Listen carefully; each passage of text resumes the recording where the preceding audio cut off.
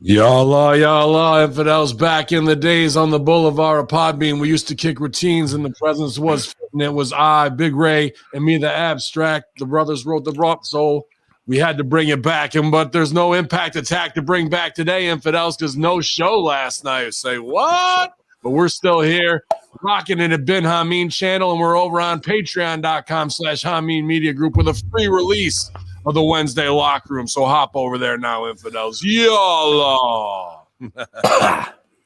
Yeah, man. Big birthday shout out. I see our boy Mose is in the chat room live from Louisville. He'll be joining us with a Conspiracy Horseman tonight. Trying to switch some things up there as well. So it'll be an interesting, shorter new format tonight as we are changing that show to take it to an even next level because it's got to be seen by more people. So we're getting things in order. And I got the man right here, my main bailiff. If anybody gets out of line, he's going to put you back in line. It's Big Ray all day. Good morning, buddy. Good to see you, pal. So like I was saying off air, Ben, last night I got home and, I'm back in the swing of things when it comes to Stevie Richards Fitness. Me too. I saw you and I did shoulders last night and I am hurting. Oh yeah. I mean, not that I'm, that I gained sorry about that. Not that I gained a ton of weight or anything like that, but I'm definitely soft. But that was due to injury. I was hurt. Nobody knows that for like 3 months. But anyway, I ate a whole bunch of almonds last night. And Jennifer was telling me, and I quote, "Honey, did you have a bad night?" And I said, "Why?" She goes, "Because you were passing terrible gas and you were all over the bed last night." So apparently, I did wake up once, right? I woke up once with my head down by her pelvis, and I was like curled in a fetal position in the most awkward, weird position. It was a fucked up night. I haven't heard almonds. Maybe you do have well, here's the thing, and I'll tell you exactly why, and you should not eat any more of those. People who have diverticulitis aren't supposed to eat like sunflower seeds, nuts, things along those lines, bro. Yeah, but I got the surgery. That's the whole point. I think afterwards, I don't think you should be able to fuck around with them either. But the other part is you're not even out of the woods yet. I mean, because I haven't really heard anybody have adverse reactions to almonds with like sleep or gas like that. But you're in for the asshole shredder of a lifetime. It's going to feel like the shredder came through and put your ass right out there and give you a couple good donkey punches in it. I see, speaking of donkey punches, I see Billy the Kid, Billy Ray Valentine in the chat with Classified Chappie, Canadian Spaceman touchdown from his SpaceX rocket. First one in the chat this morning, you guys. Yeah, man. Ray and we were just like, well, what are we going to talk about? So we'll keep it short. I like to have our time together. And there was, I mean, it's WrestleMania week, Ray. But jeez, I mean, it's oversaturation and it's unbelievable. And what I watched last night, like, had me laughing at laughing at them, not laughing with them. No. There was really 3 moments that were genuine, I think, on the show that I watched, and we're talking about the Hall of Fame induction 2020 part. Yeah. Ooh. Can I raise my hand and tell you which ones I think were authentic and real? Horseshack, go. All right, let's try. Oh. So let's try RVD. I'll say Eric Bischoff. And the great Khali. Let me tell you something.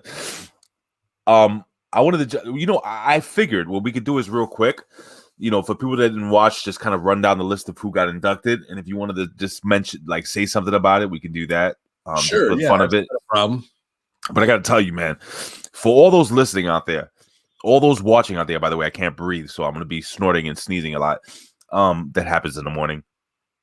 But for those out there, this was the most awkward, number one, the most awkward, the silliest, the cringiest. That's a great word. It was super cringe, fucking cringe. And remind me, Ben, because one of the people I want to talk about is Molly Holly. Because you can talk about her all day. And number one, Molly Holly. You know what? Fuck it. Molly Holly is actually my first real. You know how everybody has like one. Yeah, your celebrity crush. Sure, yeah, absolutely. She was my first pro wrestling crush. Not Miss Elizabeth, not anybody else. It was her. It was Oh, her. she's the girl next door. She's super cute. She's approachable. You go to bed at night thinking about her. Absolutely, dude. As that. I mean, for I bet a lot of 10 to 15-year-olds at the time when you're hitting puberty and you're going from ooh girls are gross to being like, wow, she's got something about her. She just has that natural friendly aura, and I Right. tip my hat to her when last night again showing how humble and great she is. She said, Whoa. because here's the thing, what I love is she put herself over as like a theater tech nerd, not a performer. She got that opportunity, made the most of it, but she put over all the tech people that she would wrap cables with. And anybody out there who's ever done sound or done any concert setup or any theater setup knows what I'm talking about, when it's a thankless job, when you're just wearing the all black clothes and you're the ninja backstage making sure the show goes off. Meanwhile, the actors pat themselves on the back for saying memorized lines, but without tech people that she named by name, first and last name last night. I just thought that was a class act. That is a great woman right there. I think maybe it's just me being like super cynical. Tell me if I'm wrong. But she's like, basically, I'm going to paraphrase because I don't have exactly what the fuck she said. But I'd like to thank the WWE for, allowing me to work through all of my inefficiencies and, how terrible of a person, basically, I was in the ring and so on and so forth. They were, I think Molly Holly is from what I understand, she's a good woman, a really well-liked person, a religious person. And it kind of sounded like a double backhanded compliment to the WWE. And well, she was at one time, somebody probably told her how bad she was and it stuck with her. And that's the thing. Great workers can do it with a smile and pull the wool over everybody's eyes. But really, there's 2 or 3 probably digs in there for her naysayers and detractors who might be in the back that have to, without saying it, she's saying it. Or she's also just being extremely humble and saying that she knew she was rotten, which I don't think she was. I don't know. Like compared to every other woman, she carried most matches. If it was her or Trish Stratus, like they raised the level of 90% of the women's locker room that they wrestled with and had to train bikini models to even look halfway competent, So whether it was Mighty Molly, with Hurricane or whether it was getting a head shaved gimmick or just with Crash and Hardcore Holly. To kind of get her name and be part of that crew to round that out that way. She could reinvent herself and do comedy. She could do a little more serious stuff, but at the end of the day, she was always the one who was cute as a button, and you were going to get a decent segment out of her. The backstage interviews. So I am Ben Hameen, big Holly Molly. What a fucking botch. Molly Holly. How do you pre-record something and still fuck it up? Sasha Banks. I'm serious. Like, how do you pre-record and still fuck that up? There were a couple of things that were absolutely hilarious. But these backstage interviews, by the way, that is the most unlikable guy, the first half of the 2020 WWE induction. The backstage announcer, that guy, the English, British, whatever he is from New Zealand, for where Money MacGyver is Irish, but go ahead. He is so incredibly unlikable for me. I don't like him. I don't think he's not even unlikable. I just think he's an accent in a suit, and it's not even like I kind of drown it out. There was Landon. I feel bad because we'll get into it, but the Nikki Cross and him, like the way that these things were written for people and they just weren't prepared, looked so amateur. She goes, "Can you believe it? I'm Scottish, you're Irish, and we're back here." And I'm like, who gives a fuck? Yeah, what's the big deal? Yeah. Okay. Yeah, good. Congratulations. That's where you're from now. Give us something. Yeah. She's dressed in an evening gown and stumbling and stammering over her words, and she's worked really hard to get into shape and reminds me of Molly Holly in a lot of ways. She does, she has body wise ring. What do you call it? Ring awareness is same. Awareness. Yeah, she has got a lot of the same tools, but now you see what they're trying to do and make her into a diva and look a certain way. That's not her. No, That man. she is the girl next door in jeans who's out playing and getting muddy in the backyard with the boys, dude. And like that's what it is. So to not play to Nikki Cross's strengths makes her nervous, and now she's searching to try and be one thing and Miss Congenial. That's not Nikki Cross, dude. That's not. Dude. So, but this is an overarching note, and we'll get into it. This whole thing was an infomercial and the worst Hall of Fame ever, with speeches written by Vince McMahon himself and backstage segments written by Vince. You could hear it in all the vernacular and everybody's terrible canned responses.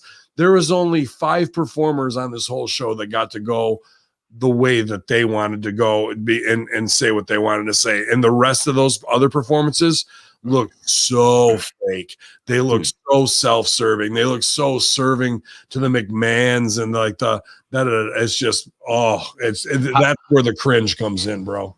I forgot who it was who was talking about, well, Molly Holly is my inspiration. You don't even know. I doubt you even know who Molly Holly was before this. Seriously, like they were people that were stating their, like, let's say they interviewed Shinsuke Nakamura, right? Which they did. And obviously his inspiration was Jushin Thunder Liger, which I want to get into that because that was fantastic. That was that popped me from, it wasn't even supposed to be funny, but that was from beginning to end. That was hilarious. But it's like him being like, oh, I really inspired by fucking, Brickhouse Brown. Yeah. What are you talking about? He was he helped usher in all minorities, and no, what are you talking about, dude? It was so fucking stupid. Yeah. And then, dude, again, I swear, I could swear there were cue cards there. Oh, they were reading off teleprompter. Okay, you could see the page breaks, bro. Okay, all right, thank you. So I'm not crazy here. Well, that's how you also how Vince McMahon and them wrote these speeches. What'd you think of JBL, dude? What's that? What'd you think of JBL? JBL delivered. Well, we're gonna run it down then. So JBL is reading off the teleprompter and doing bits and that aren't genuine for his career because he knows this is bullshit. And right out of the gate, if the first guy is putting over, I'm gonna do a bit and then come back and bag on the snowflakes because I am a wrestling, like, nobody fuck, bro. Nobody gives a fuck about and it's an empty arena except Thunderdome people around. So, and then there's canned laughter and applause in there. Oh, that was so bad. Number one. Ben. Like out of the gate. Oh man, dude. So I doubt that there was even any response.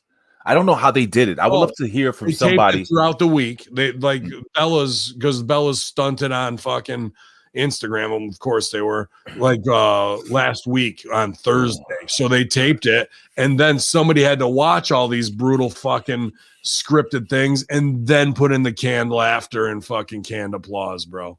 Completely silent speeches. Davey Boy Smith's induction to me was yeah. That hurt me. It was just like, I was gonna say, a smack in the face for me. A big fan of Davey Boy Smith. A big fan of I think he should have been in a long time ago. They brought him in this year. Diana Hart looked absolutely uncomfortable. They looked great. I mean, they looked like pageant queens there. No. I'm not saying they looked bad. I'm saying they looked uneasy. Here's what the problem is. Did you want Matilda too to take a dump on the stage? Yeah, or pissed. But like, that's the thing. That's not even, I bet, not even probably their dog. It might be Buffy, might be their dog. But like, he has to put over the line, this is Matilda's granddaughter. And like, you can see that's bullshit. That no, it's not. Vince is fucking putting it and telling him, we need the dog. And then the dog becomes the focal point of the fucking thing. Instead of having one of the girls stand over there with the dog is sitting on the podium the whole time, dude. And then Harry Smith, who is a very quiet guy naturally. Nice guy, by the way. Super nice guy, bro. Really awesome dude. And a guy who's worked his ass off after he left WWE to become a legit shooter. You know what I mean? He's really into energy studies and things along those lines. And also Japanese culture, which he ended with arigato, I think at the end. But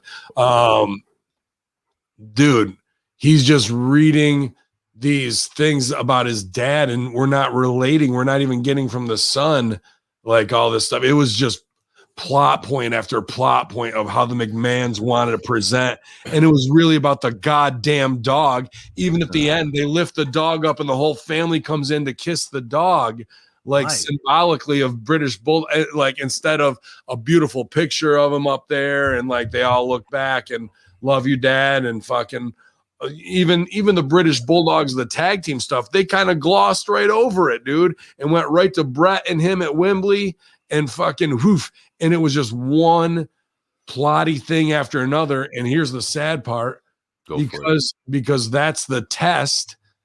Get Baby Bulldog to come back into WWE. Will he do what Vince asks him to do, or will they actually speak from the heart about their family and the loss of tragically at a young age? Like, not like you want to put that over in the Hall of Fame, but we didn't connect here with the family or Harry at all, dude. No, at all. It was about this fucking granddaughter of Matilda thing, which, if you want to know about Matilda, they fucked that dog up, bro. Guys were giving it coke, fucking jacking it with steroids, giving it pills and shit like that, dude.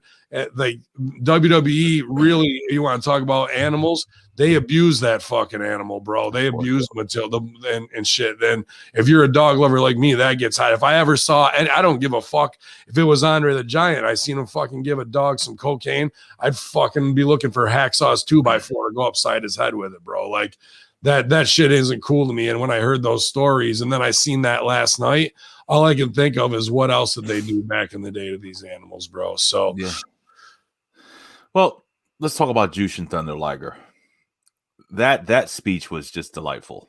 That's another rib. That's Vince and them fucking thinking Asian broken. And I come from the 80s with Long Duck Dong and all the fucking, fucking, when fucking Oscar says Rhea Ripley, I fucking laugh my ass off. Like, but they put that out there because of our generation, and Vince and them think that's fucking hilarious. Them doing the Charlie Chan broken English, me so sorry, like fucking that type of shit. And dude, that's what it is. And that's leftover racism from Vietnam and fucking World War II, bro. That's really what I mean. You see it in Looney Tunes cartoons and all that shit. I think actually Jushin was legit happy to be there in a way. Listen, I got to tell you, man, two guys that really had a big impact, no pun intended, on my wrestling fandom growing up. And I make fun of Chinese karate fighting from Korea all the time. Big shout outs to my boy Michael Jargo. Big shout out to Billy Ray Valentine, by the way, again, that he, I can't believe he's here. And a fuck you to Colin, as usual. Jushin Thunder Liger and the Great Muta, seeing their runs in the NWA, WCW, so on and so forth, was big to me. I think Jushin Thunder Liger was fantastic. He was too small to be in the WWE, obviously, back in the land of the Giants. But this guy was they missed though on Liger, bro. They did. Dude, where's Hakushi before Liger? Oof. There's a lot of great. There's just a lot of terrible choices of when they're bringing people into the Hall of Fame, dude. Like, like they're just either way too soon, or people who had more of an impact in WWF, but because these guys are owned in the library of WCW, they put them in the fucking mix. I think that's a mistake. I think that's a big mistake. Do you? But this whole thing's ribs, so who gives a fuck, because it's not a real Hall of Fame. Do you think it was a rib or a mistake to bring in William Shatner as their celebrity? Oh, dude, I rib because of how bad Keith Lee and Sasha's promos are, that they're Shatner-esque.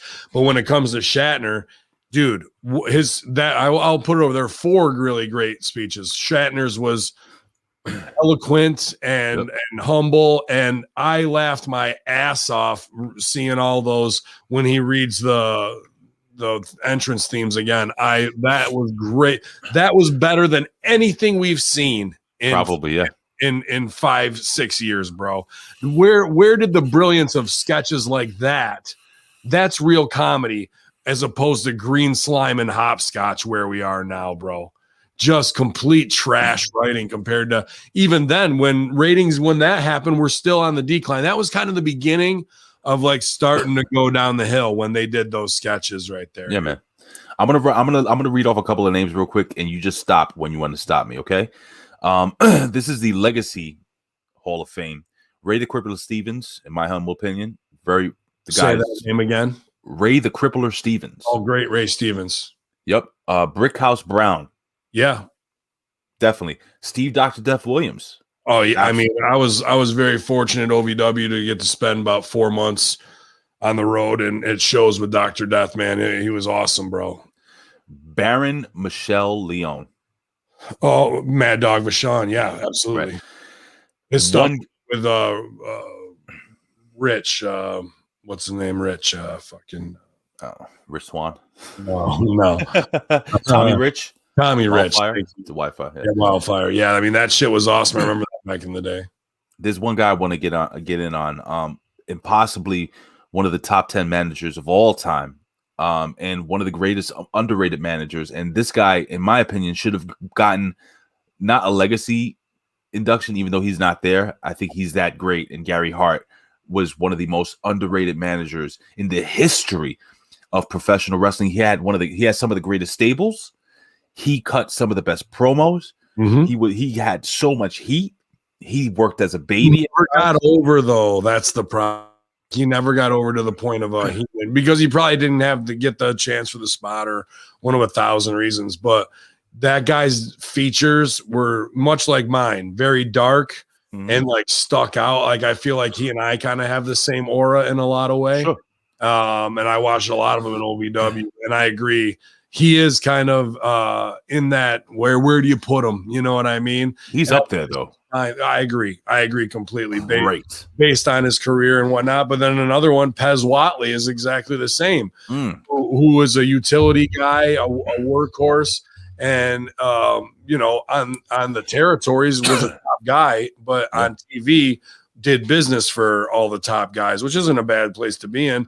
But Rip worked a ton with Pez Watley, so I've heard a lot of Pez Watley stories. So I remember watching a lot of Pistol Pez when he was NWA Florida, so on and so forth. And I was like, wow, because he had kind of like a stubby, thick body frame, but he was so freaking athletic. He was outshined by Junkyard Dog. That was the biggest thing. If you couldn't get JYD, you could get Pez Watley, or you could get Hack or Buzz or Hack's what's his name? He just passed. God damn it. Buzz Sawyer? No, African American. Butch Reed. Butch Reed. So, it was kind of those three guys trading spots in the territories a lot of time. Ben, let me tell you something, man. These two were the best. The best of the best, Ben. The Bellas. I mean, they were so real. They just fed off of each other, going back and forth. Who's the more intelligent Bella? Oh my God, you want me to ask you a question about geology? Dude, this shit sucked. This is where combined with a lot of things backstage, Braun giving these stupid speech. They pave the way speech that's just over and over and over. And the Bellas, there wouldn't be a women's revolution evolution if there wasn't. There wouldn't be a women's revolution / evolution, and now it's dead in the water, just like the Pussy Hat March is. You think? Yeah, is because it was all a marketing ploy. And you're seeing this throughout every one of these pre-written speeches that Stephanie is helping out with for Ad Age magazine, whatever thing that they want to do to push it, and all of this shit where they're like, and the Bellas were great entrepreneurs, and they show every reality show thing to pimping out their babies for fucking People magazine, $75,000 paydays, bro. And they're putting it on display like this is something that is a thing of pride and all that. And we love you, Johnny Ace. When Ace, you listen to the Beautiful People podcast, you'll find a lot about Johnny Ace you don't know about Johnny Ace. Okay, like all this glad handing in front of the camera when I know why they were recruited, how they stayed over, Did they pimp out the Martha Stewart plan into the fucking Kardashian plan? Absolutely. But when you know who runs with pimps, don't you? Yeah. Well, listen. First, I got to say this, man. This is killing me. The fact that Nikki Bella thanked everybody and Daddy John, as they call him, John Laurinaitis. Dude, I couldn't believe that they didn't mention John Cena, because you know out there. She did. She did not mention John Cena. She said, "I want to thank John, who taught me a lot about this business." She was talking about John Laurinaitis. I think that was a double shot. I don't know, dude. I don't think so, because they went straight in from that. I was focusing on it. I know, but I think that's a placed line. I don't think that. I think that is all.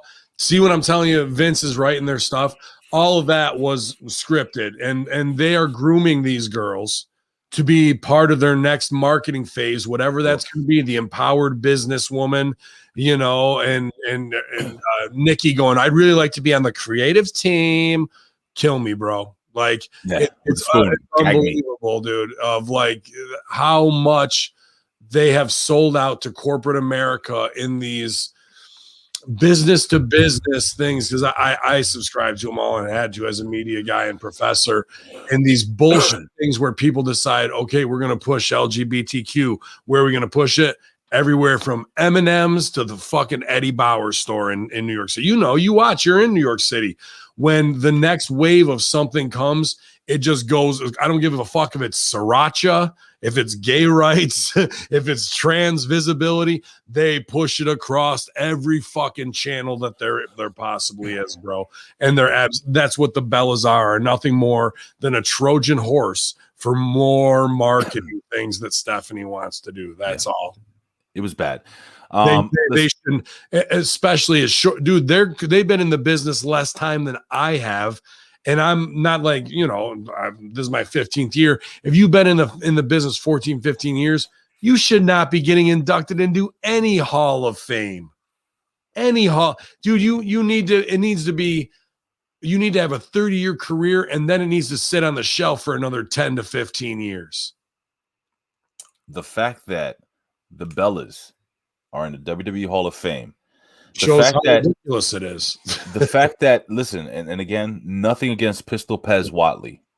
The fact that he's in there and Big Van Vader is not in the WWE Hall of Fame is a fucking tragedy. It's unreal. It's a tragedy. It's a travesty. But it's not a tragedy. It shows that this is bullshit. Yeah, that it is marketing ploy, that it is, this whole thing was an infomercial to stroke the McMahon's ego, bro. That's what this whole thing was. So bad. But you know what wasn't bad, Ben? Not Seth Rollins, because backstage he's in a fire suit going, the kids call it drip. Yeah. And don't touch them. I'm on fire. Trying to do bits, trying to save his thing. Super terrible. Braun, super terrible. Nikki, completely scripted and terrible. Sasha Banks botching backstage. Then Kevin Owens gets to fucking actually shit on Eric Bischoff and say how he hated WCW, but talk about when Bischoff showed up on Raw and he was flipping out and his dad told him to shut the fuck up. I remember because I watched, Eric get choke slammed in Buffalo off of the ramp through the table, and he hit the concrete like a sack of shit, bro. It was by Kane. When Kane choke slammed him, I was 10 feet, 20 feet from him when that happened. It was crazy. Yeah, Rip Rogers should be in the Hall of Fame. Dr. Tom Pritchard should be in the Hall of Fame. Nobody worth remembering. I agree. But everybody's stuff was so scripted until we got to Owens, and Big E was scripted, but he had fun with it and made it fun because he's a professional and he knows what he's doing. But again, and I reiterate, one thing, even though I think we both have mentioned this, that Shad Gaspard was definitely somebody who they should have. I'll shoot on this later, but I'm gonna give Titus O'Neil his just due, man. This guy, I think, from what I know, works tirelessly to help underprivileged young people. This guy really busts his ass. I think everything they said about him was legit, and he's just a good dude in a spot where hopefully, they don't fuck him like they fucked him over 20 times over before. Dude, they're ribbing him this weekend, even though he's hosting with Hulk Hogan. Brother. Yeah, who is been caught doing racist things on camera, and there's no reason to put them together. If anything, again, Titus is a man. He's a great man, father, and the kind of guy you want to be a spokesperson for your company. But to them, he's a guy who tripped and fell under the ring at WrestleMania. He's not a blue chip collar athlete that they ever put over. And every time they put him in the ring to get over, he outshined everybody else, because you look at him and he looks like a fucking statue. He looks like a video game, like just a super thoroughbred human athlete. And what is he relegated to?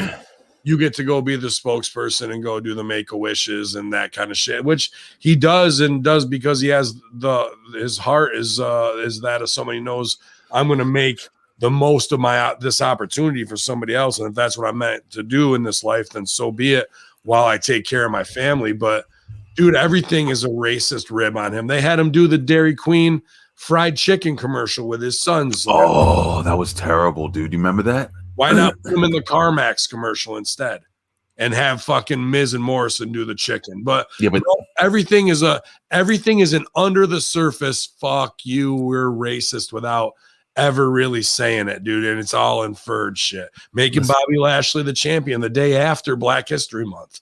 Let's be out of here. Let's be real though. Who doesn't love fried chicken? I love it. That's fine, but in 2021, is that if you're trying to do marketing things, they'll sacrifice their show to do marketing ploys, but then when it comes to getting the juvenile underlying racism, blacks and Asians and fucking Latinos in as a shot, they'll sacrifice the marketing to do that. So now we've fucked the show, the original quality of the show, for marketing. Then we fuck the marketing for 7th grade ribs. All right. Speaking about 7th grade ribs, the NWO, that this capped off 2020.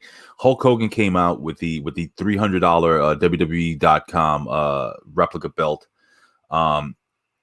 Listen, you can't shit on what the NWO meant to the history of pro wrestling.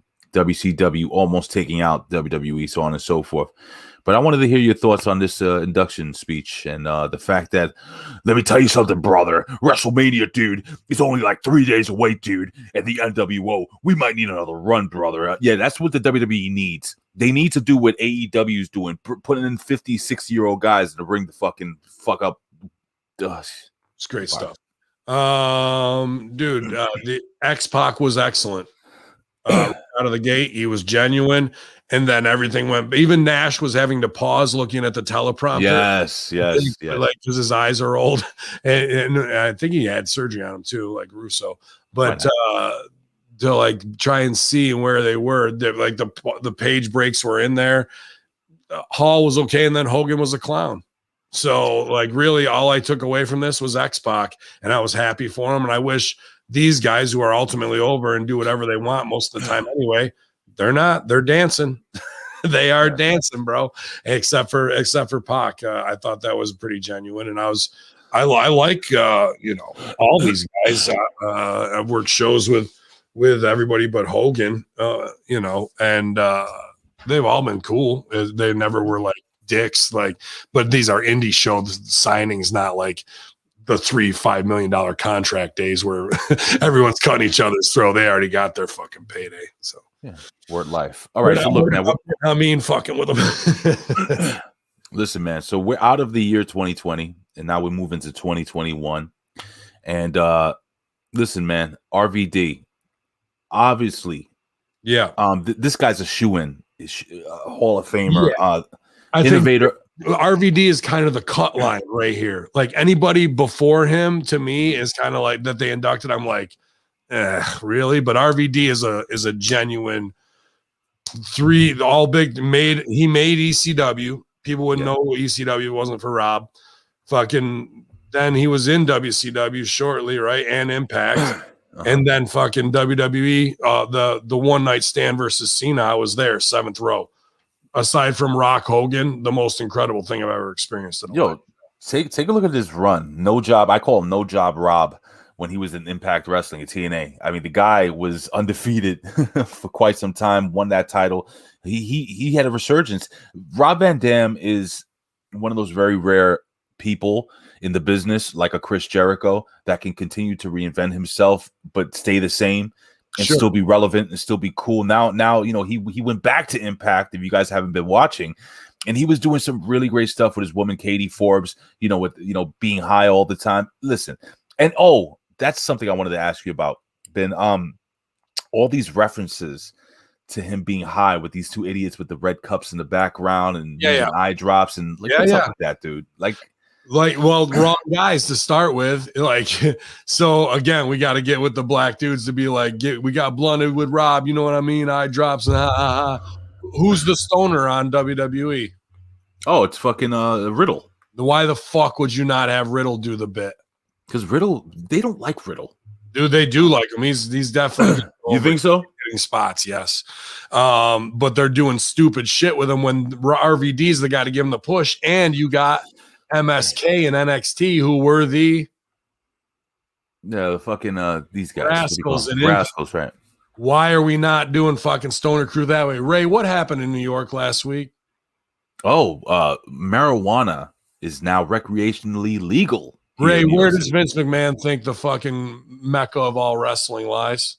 New York City. Then why the fuck would you not start doing a real stoner thing instead of these stupid little Spicoli bits, Cheech and Chong fucking dumb, pass the joint, man, fucking stupid bits along those lines? Rob has his own marijuana fucking line. Do you think that WWE might want to get in on the drug fucking legalization thing? You want to know where your next $1 billion is coming from? Because it ain't the Saudis. You've already sold your library, Get in fucking invested in weed. In fact, fucking turn Stanford into a whole goddamn grow operation if you need to, because your creative team needs a big boost of fucking juice, and everybody should be over there hitting a fucking glass 3-footer until we get a goddamn decent line out of somebody, because this shit is brutal. And Rob's speech was awesome, bro. Rob's speech was great about Sabu, the Sheik, being original, being yourself, and everything he did, and putting over the fans, talking about when his father passed away. Like that was cool. Yeah, but that was kind of fucked up to me too. Right? No, all right. Well, look, man, I get it. But when he talked about his dad, it kind of brought me back to when my father passed away, and how the fact that, you know, he did the signing and shit, and whether he just needed the cash or not. Like, I don't know where you're going with this. I'm just giving you my opinion. Well, my opinion is that we're all sick as performers. That even when our parents die, we make the show and we go and fucking do that instead of go, you know what, let me have a time to grieve and be human. He had to rely on fans putting him over as a fake character instead of facing himself as fucking Rob. You know what I mean? Like that to me.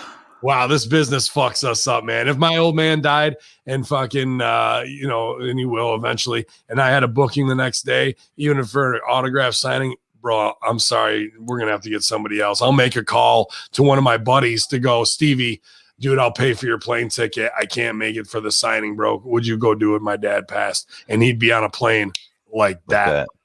All right, so the only thing I'll say is this, that I've gone through some shit over the last few years, and doing these shows, like these podcasts and doing video shows and stuff, helped me through a lot. Sure. When my father died, again, people that do know the story know that, you know, I reached out to Apter, and that's another guy that needs to be in the fucking Legacy Hall of Fame a long time ago. This year should have been his year. Yep.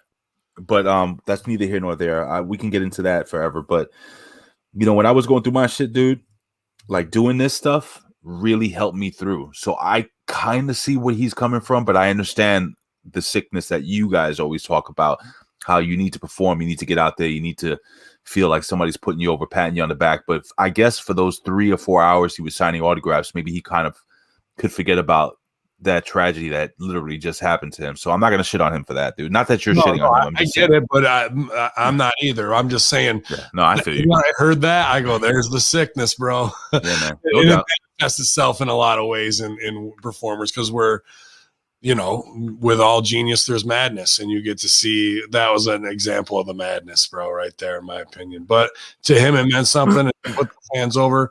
But RVD's speech was excellent, probably the best one on the entire show.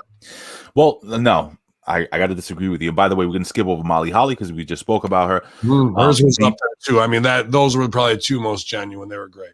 Yeah, I want you all to go back and rewatch that speech, and you'll see what I'm talking about with the double-handed, like, I wasn't good enough, and my ass, I wasn't a good enough person. At one point, she pretty much says, "Really?"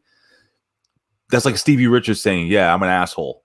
Not true. Anyway, the Great Khali. Oh, that was just splendid. That was wonderful. But again, that was wonderful. Ben, hold on. He's speaking English and subtitled. He's speaking English subtitle, and then he kept fluctuating from English to Hindi. And then when he shows the ring, WWE wasn't smart enough to actually size the ring properly. He had to put the shit on his pinky. It seems like a little thing. Seems not a big deal. To me, it was a big deal because shit. This guy is now he's in your Hall of Fame. But listen, Ben, I let me say this. For people that are shitting on the Great Khali being in the Hall of Fame, I want you to really think about this. Number one, yeah, he may have been terrible as a worker, but the guy's an attraction. He's still an attraction. The tickets, bro. Hold on. He's still an attraction. He will always be an attraction. Number one. Number two, he is the very first Indian-born world heavyweight champion in the WWE. So that alone would get him in there. So a lot of things that Great Khali did may have not been great aesthetically, but if you look at it historically, I can see why they put him in the Hall of Fame. And Khali is doing a lot of work. Can't believe he's training people on in the business. So Ben, I want you to straight shoot on Khali if you can. No, you're 100% right. Khali is a complete attraction. He looked good in here too. I mean, he did. But he looked great. Yeah, he did. A guy like that, you never know who's got giantism, how long they're going to be around. So you want to. I thought of that too. That's part of it. But also, it's marketing. They want to break into India big time. Dude, Congo Kong worked fucking Khali's show in India, drew 40,000, bro. Oof. Yeah. No mask? This was like 3 years ago. So no mask. But that was that, like, he is a fucking big deal there, bro. He's Arnold Schwarzenegger there, like he's that level. Yeah. So they want to break into that. A lot of companies do. They just don't have the foothold to do it. So making Khali an even bigger Hall of Fame tied to WWE, and you want to go international, that's going to make it even easier for them to draw, in there. Now they went there and put Jinder Mahal under because Triple H is a fucking mark for himself instead of making him, and that kind of shut the pipeline down. Then they brought the Bollywood boys back to dance around like fucking, just gimmicks, and then get thrown around, and now they're out or whatever until maybe Jinder comes back. But there's a real market there, and I think, even them not getting them the right size ring, that shows they don't really give a shit. They don't care at the end of the day. That's an insult to some degree. I got to put this guy over on YouTube because there are very few people that I watch that are fans that I think put forth very entertaining reviews of shows and shit. Speaking about the Indian market, there's a guy, I'm going to put him over if that's cool. His name is Marky D123, part of the Shove It Squad, hashtag Hawkamania. This dude reviews old TNA shows, old Impact, all this shit. He reviews old WWE shit, but he did a series on Ring Ka King, which is an Indian organization when TNA was trying to get into the business, and there are a bunch of shoot interviews on there.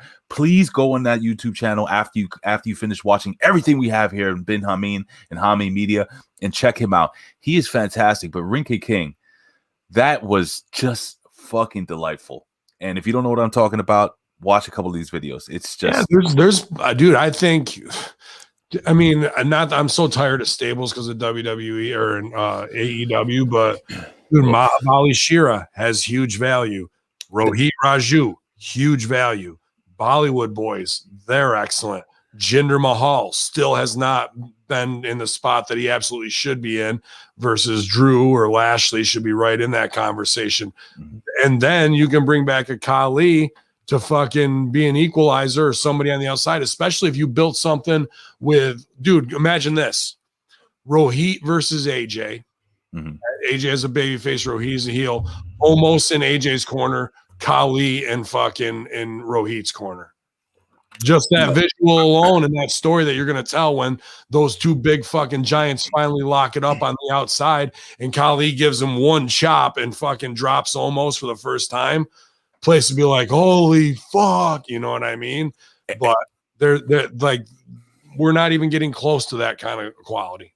Everybody that you mentioned, including Mahabali Shira, who was Mahabali Vera back then, made their debut on this Ring of King. Ring of King. It's splendid. Please go back and watch it. Believe me, Insurgency was taking on the Bollywood boys. I know all about that time period. Like, there was a lot of heat on me at that time. Ben, we jump back into the celebrity wing of the Hall of Fame. And we're almost done here. Celebrity wing of the Hall of Fame, and we have Ozzy Osbourne. Do you agree or disagree that he should be in the celebrity wing of the Hall of Fame? I think so, man. He did the opening in Mania, and then they even threw back to way long ago, which I had forgotten about, early British Bulldogs with in the 80s. So that was really a good callback, and that shows that this guy is in the Rock and Roll Hall of Fame and a legend who should have been dead probably 15, 20 years ago. So get what you can out of him now. But no, he was a part of the earliest days, and then even the later days when people were like, Ozzy's old, and he went out and rocked it. But that was cool, man, and I liked his little acceptance speech too.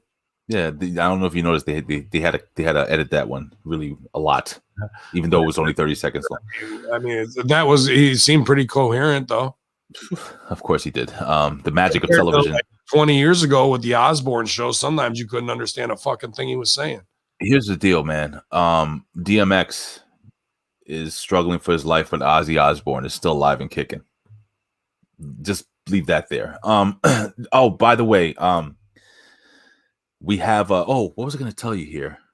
We were talking about Ozzy Osbourne. God damn it. CT's kicking in. All right, it doesn't matter. We'll jump into Mr. Eric Bischoff.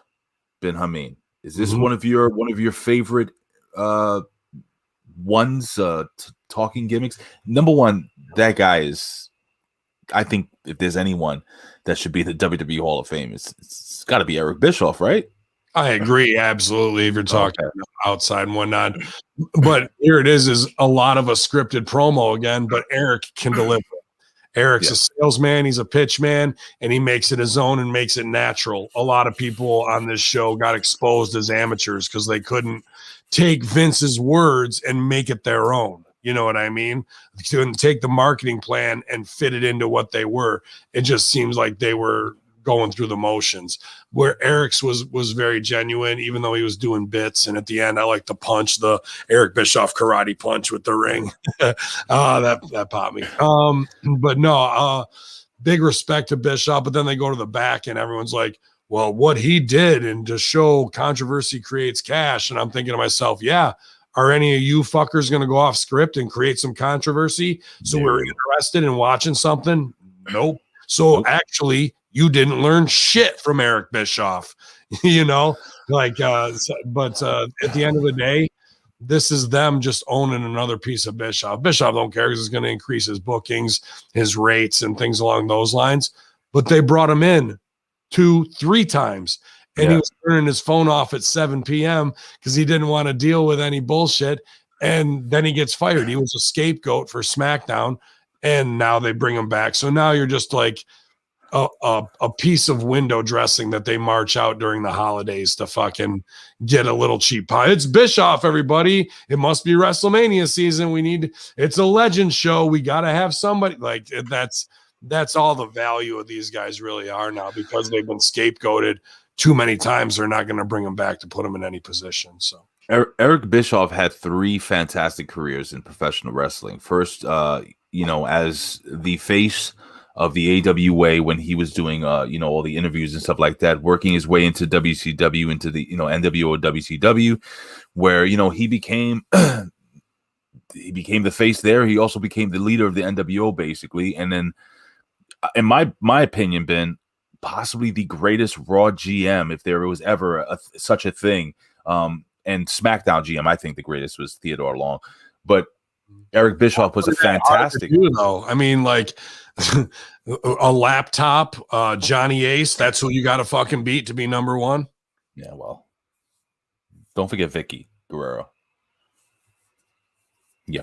Oh, so like none of that impresses me. Like that's an era of shitty creative choices, and then the guy who only does a half-assed job at best shines because everything else has been so bad, bro. Can I ask you a question just out of for fun? Who's the worst? Forget the laptop. Who's the worst authority figure, like a GM, the WWE you think has ever had? Like the worst.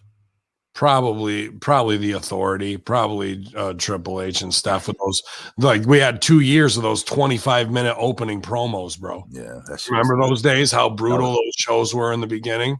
Like just watch AEW. 20-minute fucking opening. No, that'd be like Khan coming down and doing 20 minutes himself to open. Oh, it's coming.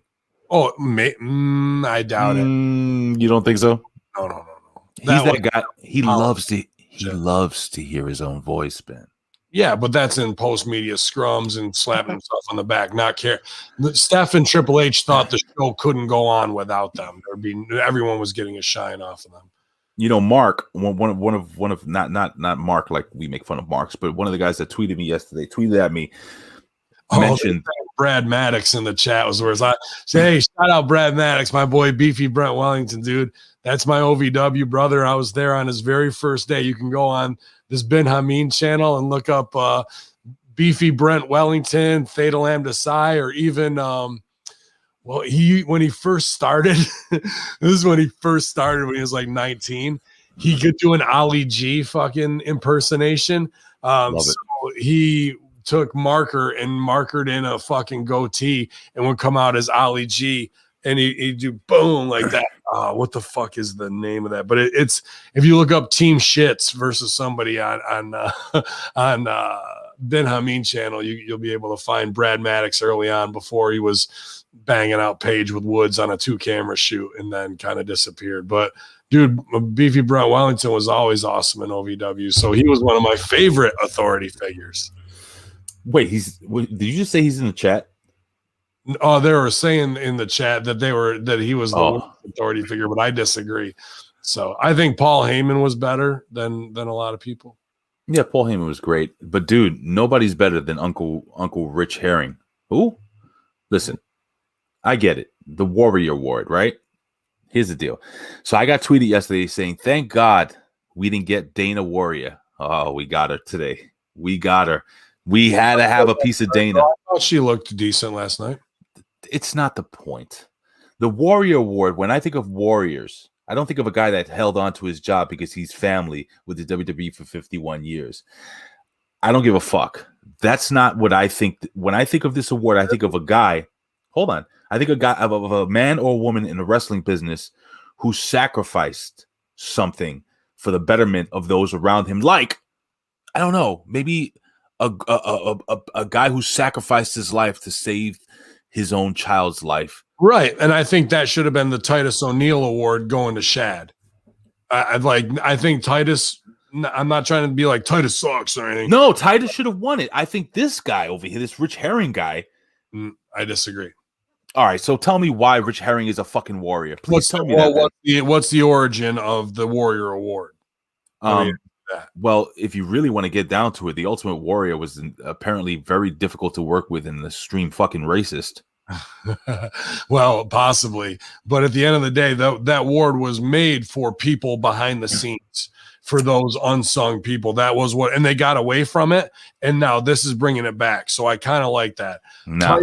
It's just too early to be doing that kind of stuff with him. And he's gone. He'll be fired by next year. Possibly. But I think Titus's award should have gone to Shad. Absolutely. But this guy, think about this, Ray. They showed him back with Vince Sr. right? When he's been 51 years with the McMahons. Think about he knows where everybody's buried. Think about all the dudes he had to get out of situations in the 80s who got think about all the stories we don't know. think about dealing with the mob in New York City, in Jersey, in fucking Montreal, in Vegas to get shit done. That's the guy who's had to probably do more sticky bullshit than anybody else, man. If he's been around for 51 years, he saw Steph and Shane born. This is what a Hall of Fame looks like, in my opinion. Someone who's got a career like this that you don't know about and you've never heard. Have you ever heard of that guy before as the Fixer until today? No, never heard of him. Like, so his One Day in the Sun is what the Warrior Award was about. So I didn't have a problem with that. And I learned something new that guy's that. How many times have we've been to shows and you probably walked right by that guy and didn't have a fucking clue who he was? Well, they're going to release him, right?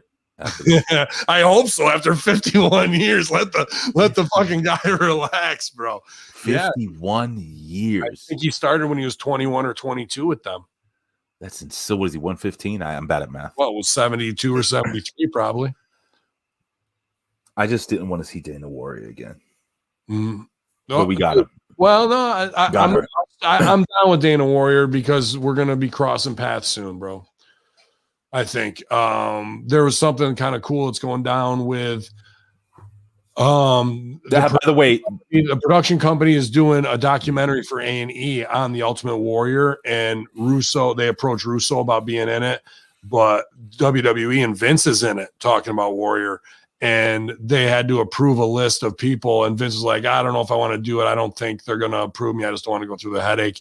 And he's like, no, I had already submitted. And they said, yeah. And Dana Warrior reached out to have Vince on it. So Dana Warrior is probably going to come over and do something on Russo brand.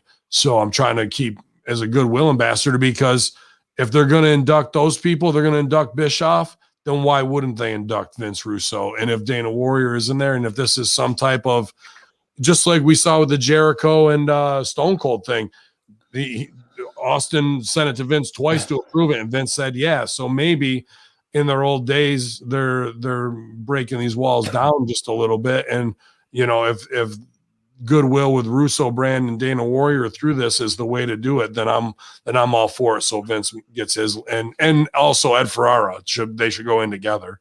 Out of everything I said today, El Plaja, I swear to God, if you fucking clip me out talking burying Dana Warrior, putting that up, we're gonna talk. Yeah, no. She and her daughters did a good little job in there too. I thought, like, it is a quick thing to honor the guy. The Fixer. That was cool. Ultimate Warrior was not a good person, dude. I don't know him. I've never worked with him. When you're gassed, I'm gonna shut up. And you like cocaine, you never know what's gonna come out of your mouth. I'm gonna shut up. All right, let's go to the main event of the evening, Ben. Who was supposed to be Batista, but he was like, "Nah, dude, I got other things way more important than this." Kane, Glenn Jacobs. First, I'm gonna say this. I need a minute. Kane was my son, and still is to this day, my son's favorite wrestler. The guy was given a shit gimmick when he came into WWE, and then he made it work. He got that Kane gimmick. I'm talking about Isaac Yankem. He got that Kane gimmick. He became the devil's favorite demon. He did everything, man. One of the best, I think, besides Chris Jericho, probably one of the best debuts of all time. It's got to be Kane, even though we all know with the Mandela effect, it wasn't Vince McMahon that said that. It was Jim Ross, by God. But yo, dude, Kane, this is a dude that's absolute. And then he becomes fucking mayor of whatever, governor or whatever the fuck of Cobb County, Georgia, or wherever the hell Big Boss Man's from. Good for him. Good for him, dude. I think this guy is the epitome of, I guess you say, a WWE superstar. He's done everything. And his run with Danny O'Brien was so fucking good, dude. He just shows so many different sides of him, and people forget about the great shit that he did with RVD. It's funny, him and RVD going in at the same time, and they had possibly one of the most memorable moments in Raw history when he pulled off the mask. You know what I'm saying? He had his face all burnt up and shit, and RVD was his tag team partner when they gave up the tag team titles. I met Kane on 2 different occasions. Big, huge. You don't understand how big that dude, his back is like a wall. Anyway, Kane, in my opinion, is very worthy of being in any Hall of Fame.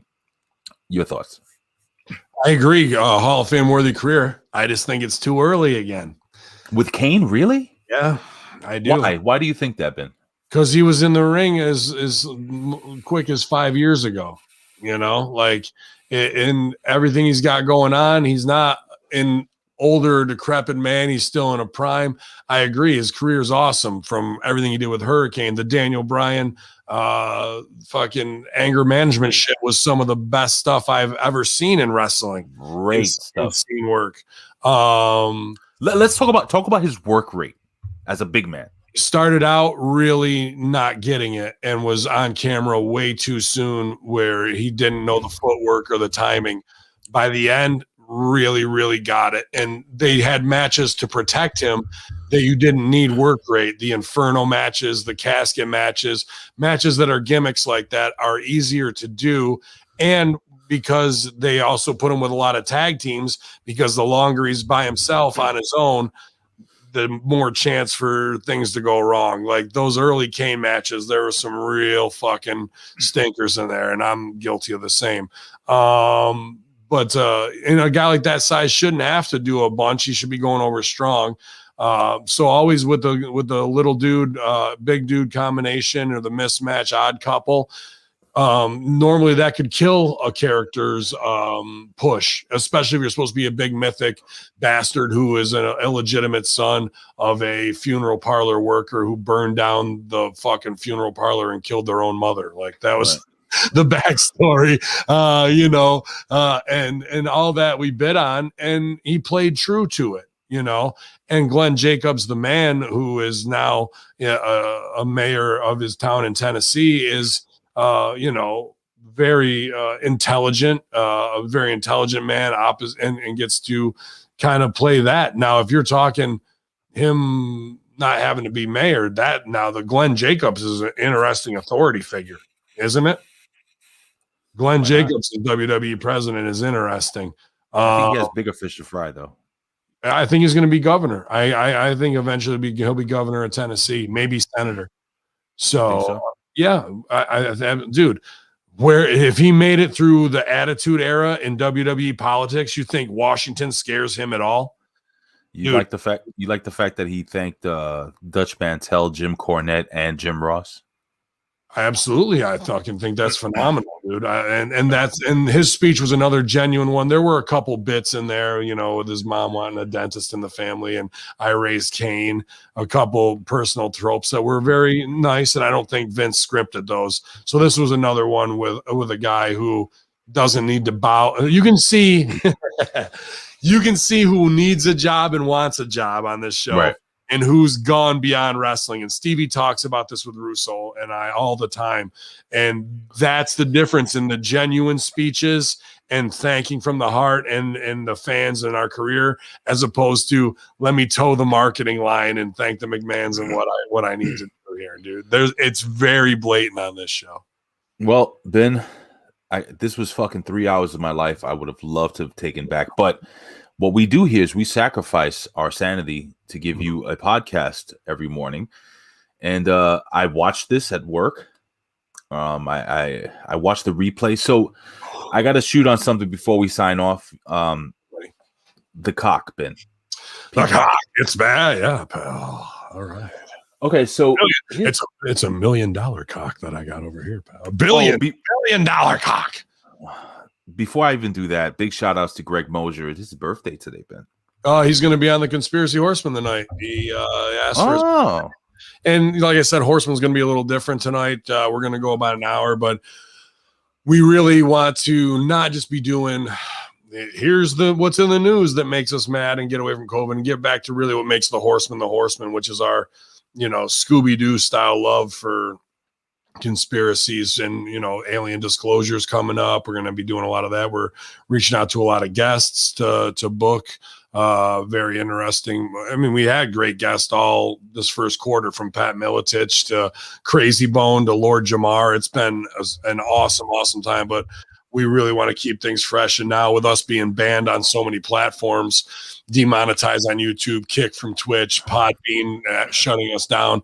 So if you're listening to this, it's probably on patreon.com/Hameen Media Group and Ben Hameen channel. And I appreciate you just hanging in there with us, because I'm looking at digital radio stations for a 24-hour feed, a website build out.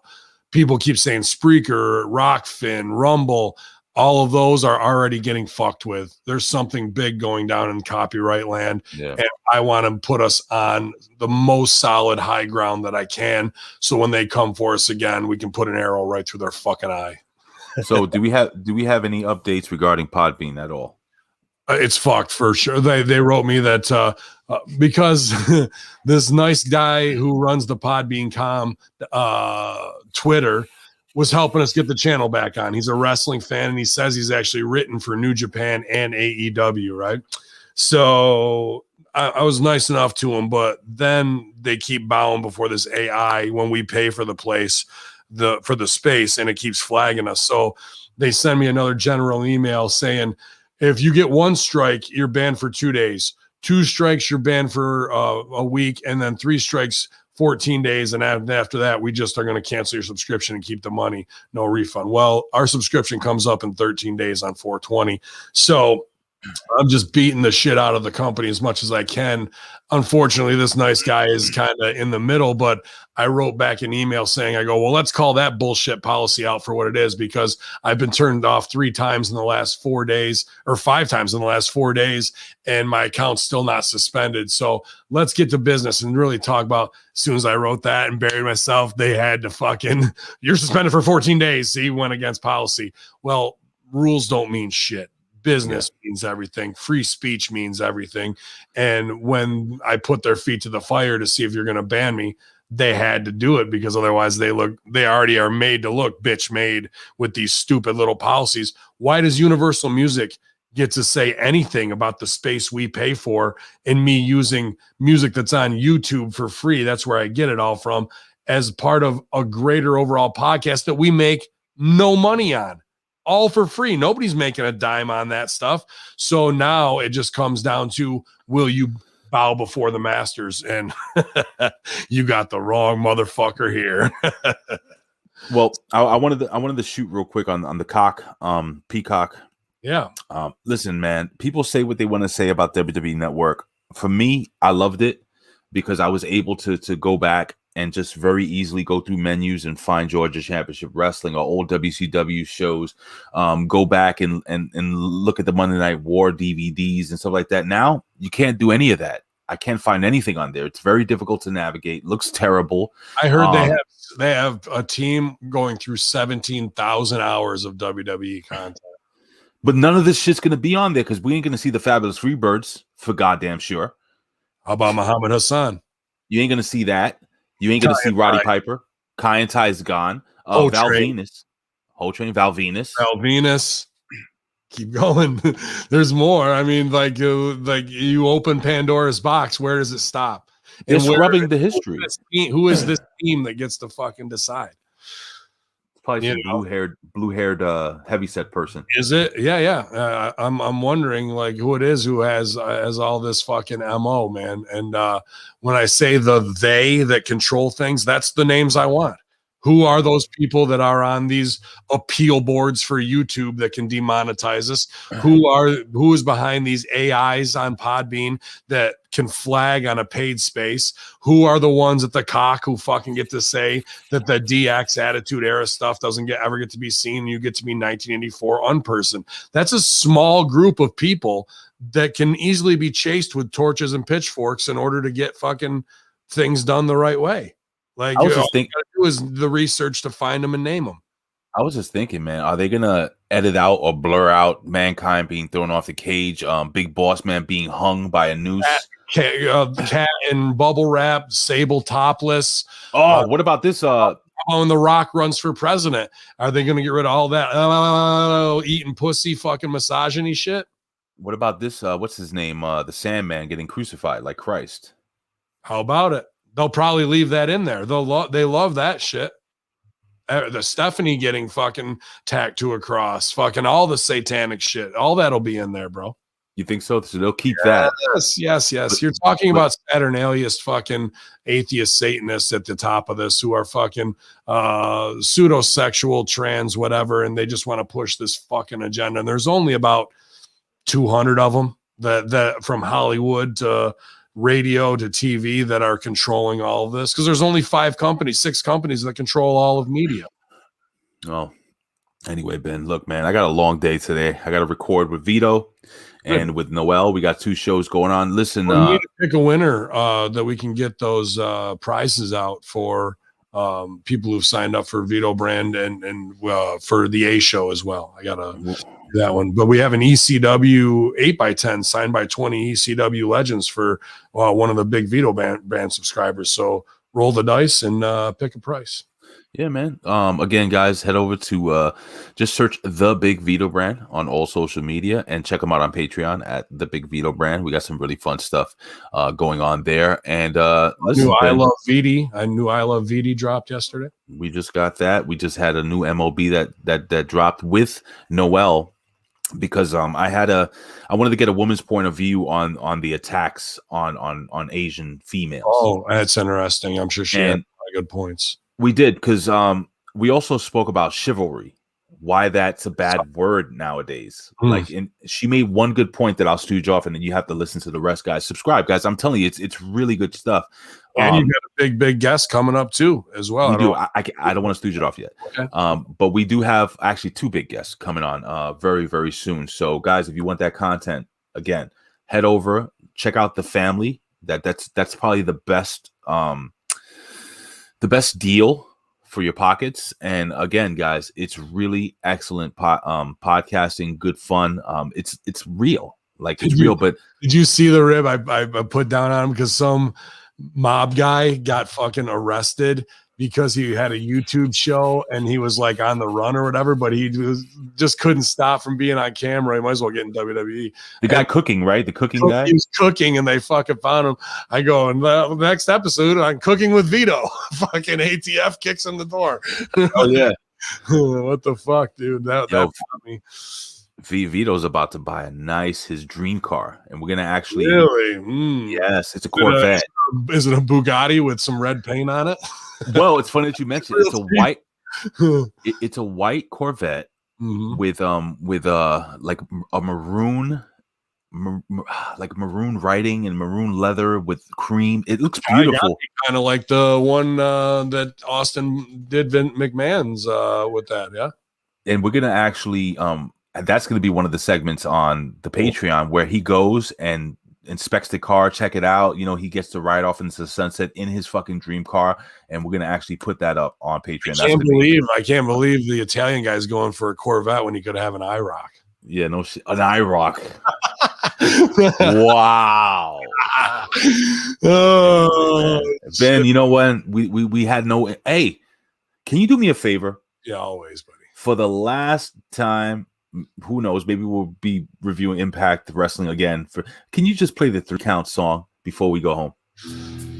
We're taking it home, man. It's Impact Attack. Moving to Thursdays.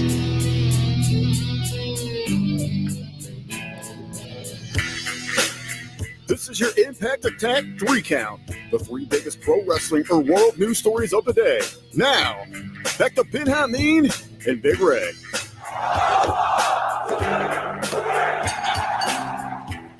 All right, dude. I'm excited, man. Dude, next week, it's me and Ben Hameen taking it to the next level. That's a big N, a little E, the big X, and a little big T. And Colin and the Vet are going to be covering Impact Wrestling. So that's going to be fun and interesting. I'm looking forward to covering NXT. And the way I'm going to come into it is this. When I review this show next week, I'm going to be reviewing it as a fan new to the business. I mean, new to that company. I haven't seen it in about a year. So everything is new. I'm not going to watch the pay-per-view that's coming up before WrestleMania. I'm not going to know anything that's happening. I'm going to come into this show brand new and fresh, and we're going to have some fun reviewing it, Ben. That'll be good. And that'll probably be one of the last shows I do. I'll probably do Horseman. People are asking about Friday locker room. Everything should be staying where it is. Next week, I'm not sure if there will be a Friday locker room or not because I'm on my way to Dominican Republic to all inclusive from Thursday to Monday. So I'll be off next week. But Ray and I will get that show done and out to you guys. I'm looking forward to it too. Hopefully it's not a get your shit infest, and hopefully people don't kill themselves the next 2 nights at NXT TakeOver. So, that'll actually be kind of, how the show post WrestleMania, the Raw after WrestleMania is a huge one. There'll probably be some NXT call-ups, so we'll be talking about that.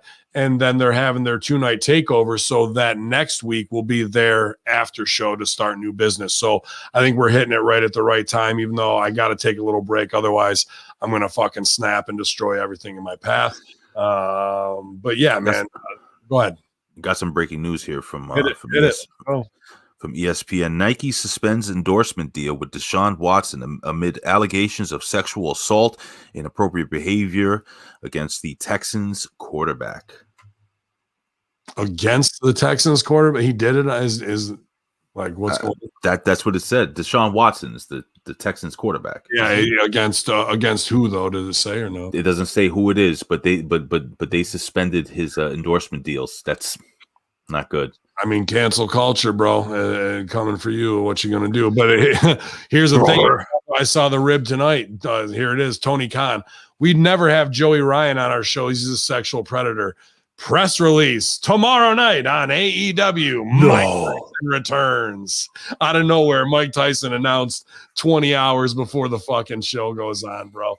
Just good ribs all the way around. Shit like that makes me laugh. But we'll be back here, Ben Hameen channel tonight. Conspiracy Horseman 7:15. It's Moses' birthday. We're gonna kick around some new alien news, a couple other. I'm sure COVID. We saw some strange vaccine stuff that we'll be talking about, and then we may do an Ultra Kayfabe live session, kind of Conspiracy Horseman meeting behind the paywall on Patreon, where we're going to start getting our next round of shows together. So it'll be an interesting night here. Hopefully all the tech goes off without a problem. But thank you guys for sticking with us. It'll probably be another week or two before we lock down a new home. I'm not just going to move into a place just because I think it's going to be safe, because I know people have been getting hit on Spreaker already. It was like, move over there, and then I get the inside word of, we got one last month that what happened to you guys. We didn't get taken down, but we had to take that down, and something's going on, Ray. And the Conspiracy Horseman will be on it, dude. So hey, before we sign off, I have one question.